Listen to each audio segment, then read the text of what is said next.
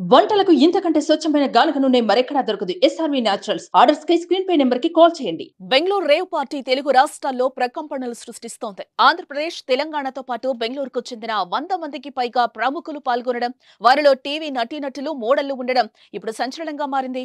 అసలు వీరంతా హైదరాబాద్ వదిలి బెంగళూరులో ఎందుకు పార్టీ చేసుకున్నారు? వారిని రేవంత్ రెడ్డి భయం వెంటాడిందా? అంటే అవుననే మాట వినిపిస్తోంది.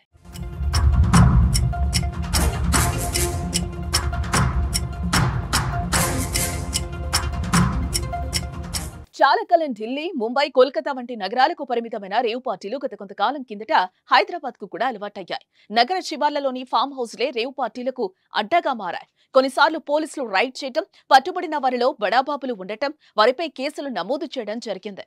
కానీ గుట్టు చప్పుడు కాకుండా రేవ్ పార్టీలు జరుగుతూనే ఉన్నాయి. అయితే తెలంగాణలో కాంగ్రెస్ గెలిచాక సీఎం రేవంత్ రెడ్డి డ్రగ్స్ వినియోగంపై ప్రత్యేక దృష్టి సారించారు. రాష్ట్రంలో డ్రగ్స్ అనే మాట వినిపిస్తే తాట తీస్తానంటూ హెచ్చరించారు.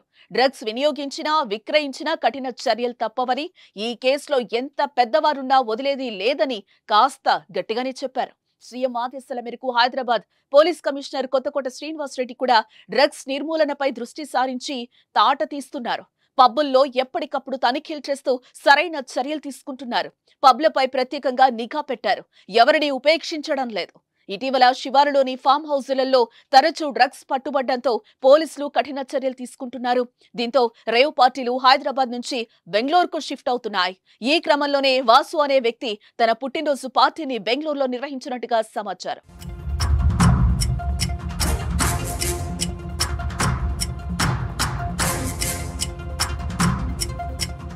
వాసు బెంగళూరు ఎలక్ట్రానిక్ సిటీ సమీపంలో రేవ్ పార్టీని ఏర్పాటు చేశారు. జిఆర్ ఫామ్ హౌస్ లో బర్త్డే పార్టీ ఇచ్చారు. పక్కా సమాచారంతో పార్టీపై పోలీసులు దాడి చేసి పార్టీలో పాల్గొన్న వారిని అరెస్టు చేశారు. రేవ్ పార్టీలో డ్రగ్స్, కొకైన్ లభ్యమయ్యాయి. అలాగే పలువురు నటీనటులతో పాటు ఏపీకి చెందిన ఓ ఎమ్మెల్యే స్టిక్కర్ ఉన్న కారు కూడా ఉండటం చర్చనీయాంశమైంది. ఈ పార్టీలో 30 మంది అమ్మాయిలు, 70 మంది యువకులు పాల్గొన్నారు. వీరంతా హైదరాబాద్ నుంచి బెంగళూరుకు విమానంలో తరలి వెళ్లినట్లుగా తెలుస్తోంది. ఈవెంట్ కోసం ఫామ్ హౌస్ నిర్వాహకులకు 30 నుంచి 50 లక్షల వరకు చెల్లించినట్టుగా తెలుస్తోంది. ఈ ఘటనపై కేసు నమోదు చేయడంతో విచారణలో కీలక అంశాలు వెలుగులోకి వచ్చే అవకాశం ఉంది.